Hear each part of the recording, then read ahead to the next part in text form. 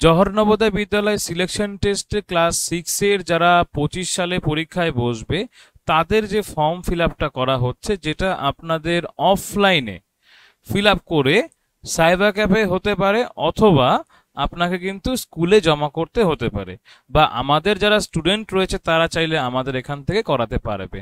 তো এই ফর্মটা মোটামুটি এরকম ভাবে ফিল আপটা করতে হবে।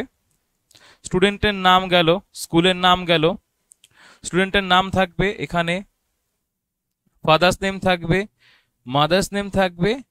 এবার যদি কোনো গার্জিয়ান, তৃতীয় কোনো গার্জিয়ান থাকে, সেক্ষেত্রে কিন্তু সেই গার্জিয়ানটার নাম এখানে দেওয়া যেতে পারে, আদারওয়াইজ ফাদার্স নেম লিখলে কোনো প্রবলেম নেই। স্টুডেন্টের ডেট অফ বার্থটা এখানে লিখতে হবে। এখানে সেটা কথায় লিখতে হবে, ঠিক আছে?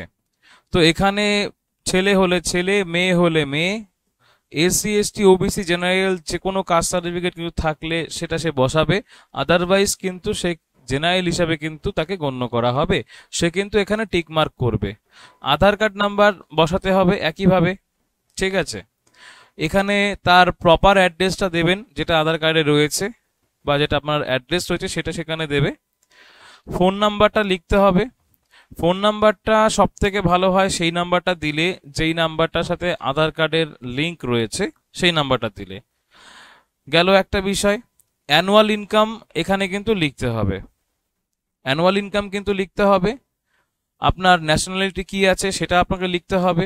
রিলিজিয়ান হিন্দু হলে হিন্দু, হিন্দুইজম লিখতে হবে, মুসলিম হলে মুসলিম লিখতে হবে। আদারওয়াইজ যা যা রয়েছে সামান্য ডিটেলস রয়েছে এখানে।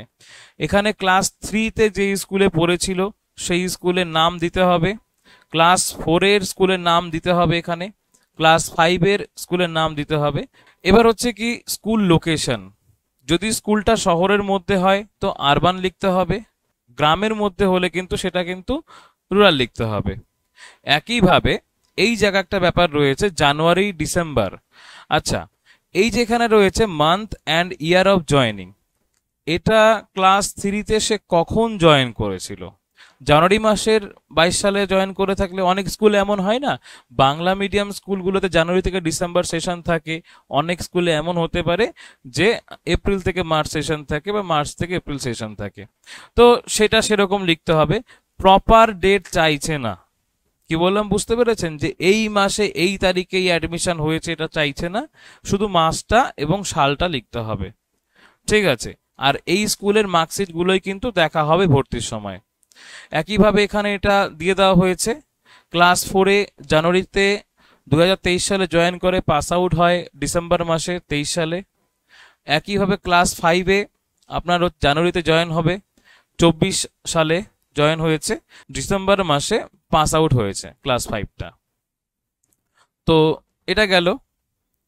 আর যেটা আপনার English medium CBSE board ICSE board থাকতে পারে, সেখানে হতে পারে জয়েনিং থাকতে পারে আপনার এপ্রিলে জয়েনিং 2022-এ, আপনার পাসিং হবে কিন্তু মার্চে, মার্চের 23-এ পাসিং হবে, ঠিক আছে? মানে 1 বছর কাউন্ট করা হচ্ছে। এই একইভাবে কিন্তু লিখতে হবে, কঠিন কিছু নেই, সাধারণ একটা ডিটেলস রয়েছে। এখানে যেই ব্লকের আন্ডারে স্কুলটা পড়ছে এটা ভালো করে বুঝে নেবেন, যে আপনার বাসস্থানের ব্লক চাইনি কিন্তু এখানে, এখানে স্কুলের ব্লকটা চাওয়া হয়েছে। অনেকে কিন্তু বাসস্থানের ব্লক লিখে দেয়, হ্যাঁ অনেকের এমন আছে স্কুলের ব্লক বাসস্থানের ব্লক একই জায়গায় হতে পারে, সেটা নিয়ে কোনো প্রবলেম নেই, সেটা লিখলেই হবে।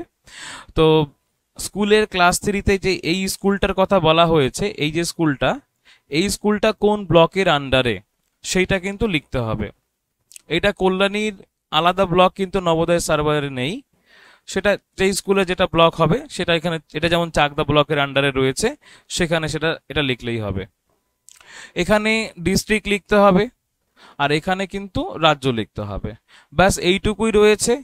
এখানে স্টুডেন্ট সিগনেচার করবে, এখানে প্যারেন্ট সিগনেচার করবে, আর এই জায়গাটায় কিন্তু হেডমাস্টার সিগনেচার করবে, সাথে কিন্তু সে স্ট্যাম্প বসাবে। এবার আরেকটা যেটা বিষয়, যেটা একটা কনফিউশন অনেকের রয়েছে, এই যে PEN number, permanent education number, এই নাম্বারটা কিন্তু অনেকে ভুল করছে।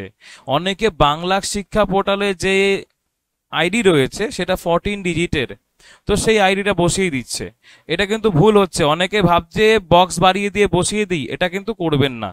কারণ হচ্ছে কি, এখানে 12টা নাম্বার দেওয়ার কথা বলা হয়েছে। 1টা 2টো 3টে 4টে 5টা 6টা 7টা 8টা 9টা 10টা 11টা 12টা, ঠিক আছে, 12টা নাম্বারের কথা বলা হয়েছে।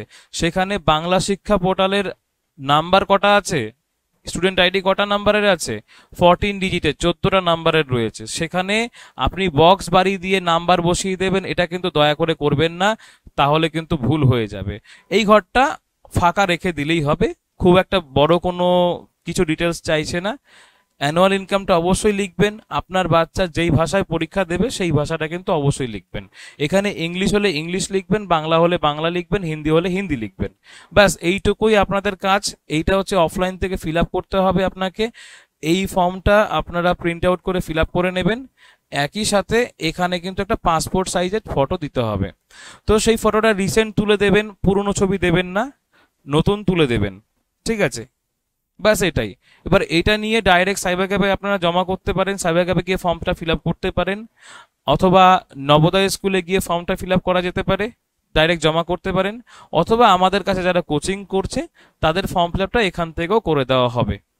তার জন্য যে সমস্ত ডকুমেন্টসের কথা বলে দেওয়া হয়েছে সেগুলো জমা দিলেই হবে। ব্যাস ব্যাস এইটুকুই ছিল ফর্ম ফিল আপের যা যা ডিটেলস, সমস্ত কিছু এইটুকুই ছিল। হ্যাঁ, ফর্মটা ফিল আপ করার সময় ভালো করে দেখে নেবেন, এই কোনো জায়গায় যেন কোনো প্রকার ভুল না হয়, ঠিক আছে?